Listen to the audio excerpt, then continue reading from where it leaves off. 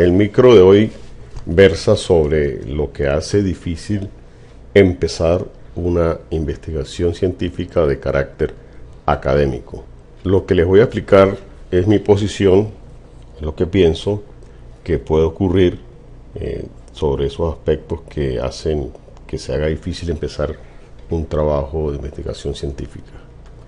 En primer lugar, hablamos de las imposiciones institucionales, ya que en el contexto venezolano últimamente los organismos, las directivas que tienen que ver con los estudios de posgrado, tal vez por mejorar y apresurar un poco la entrega de esos trabajos, está sacando formatos y una normativa que realmente en el fondo está enredando bastante a los participantes. Luego ellos pasan a los jurados y al tutor, que en sí pues también en muchos casos las observaciones que entregan son bastante confusas, que en lugar de clarificar pues muchas veces lo que hace es confundir aún más a los participantes. Por ello se van siempre a refundirse en términos coloquiales en la teoría, en buscar más fuentes, en revisar, y desvían la atención principal que deben tener sobre la situación problemática que puede estar presentándose en una realidad. Este rebuscar de esa retórica, de esa teoría, de hacer círculos o espirales buscando sustentar cada vez más las especulaciones con otras especulaciones o con razonamientos simplemente personales, subjetivos, hace que incurran en aspectos ya de la metafísica, es decir, ya las especulaciones crecen y va más allá de lo que es una razón concertada, incluso llegan a los que se llaman algunas personas imaginarios. Por eso existen unas tesis, sobre todo doctorales, con unos títulos tan rimbombantes y con unas palabras tan fuera de sí, que caen hasta en el absurdo, diría yo, ¿no? Esto prosigue y a muchos los confunden con las famosas investigaciones mixtas, que no entiendo a qué se refieren con eso, precisamente tal vez porque como se utilizan métodos o herramientas de algunos paradigmas, piensan que al cruzar las herramientas van a tener un cruce de investigaciones. Un martillo lo utiliza un mecánico, un carpintero, un latonero, un ebanista, y eso no quiere decir que sean profesiones mixtas. El hecho de que se utilice una herramienta de uno de los paradigmas no quiere decir que sea mixto. En investigación lo mixto no existe.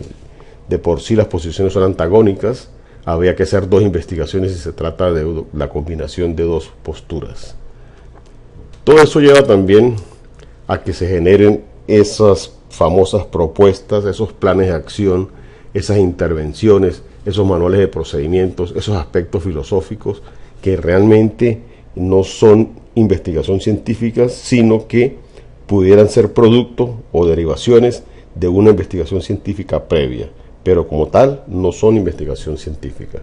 Todo esto hace que cuando una persona inicia su trabajo de grado o su tesis, pareciera que entrara a un túnel y que dentro de ese túnel apareciera un laberinto, y ni siquiera alumbrado como las figuras, sino un laberinto a oscuras, y esa persona al ingresar empieza a hacer ese cuestionamiento de cómo empezar, qué debe hacer, y recibe una serie de orientaciones, ya sean verbales, ya sean escritas, de textos, de tutores, de expertos, que busque una temática que le dé sentido a un problema, que escriba los síntomas, que especule sobre el problema, y si logra sobrepasar esa primera bombardeo de indicaciones, le aparecen más indicaciones, elabore un marco teórico, haga el marco teórico con los puntos más importantes, métale bases legales.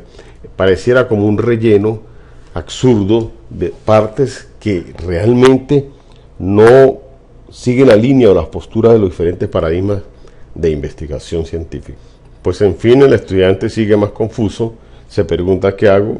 Ahí yo he intervenido y digo, bueno, trabaje con mi estructura y se vale, lo podría orientar. No conforme con esto, otro aspecto que hace difícil iniciar esa investigación científica es lo que hacen algunas universidades. Aquí en el Táchira hay algunas de ellas.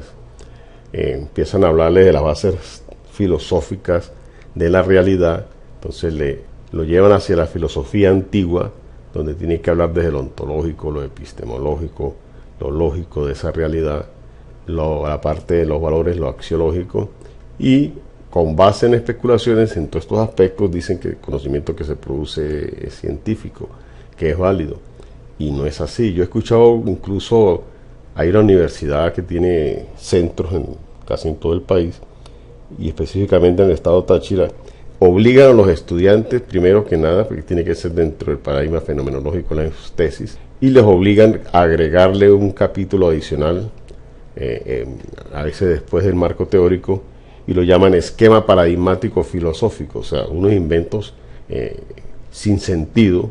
¿Por qué? Porque realmente mucha esa gente pues simplemente se manejan en diferentes áreas del saber, pero no son investigadores, y como no son investigadores, pues llevan a las personas hacia lo que manejan ellos, que es la teoría, la retórica. Entonces, un conocimiento bajo esta concepción pues no es científico, simplemente es un conocimiento totalmente subjetivo y es especulativo.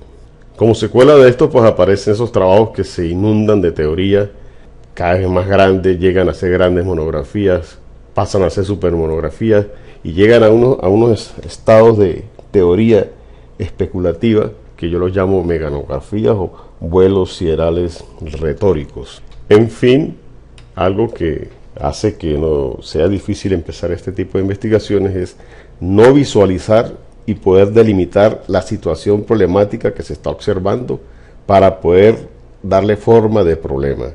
Cuando eso ocurre, pues la gente termina problematizando sobre la teoría, y ese es un gran error. Bien, gracias por su atención.